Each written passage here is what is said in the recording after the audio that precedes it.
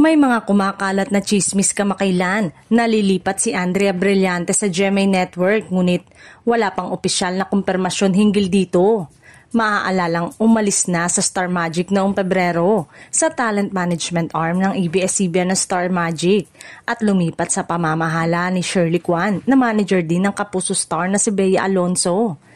May mga ulat na nagsasabing nakipag-usap si Andrea sa talent management ng GMA, bagamat nananatili siyang kapamilya at kasama pa rin sa seryeng FPJ Batang Quiapo. Sa ngayon, si Andrea ay bahagi pa rin ng ABS-CBN kung saan siya ay produkto ng kanilang talent pool mula sa noong bata pa siya.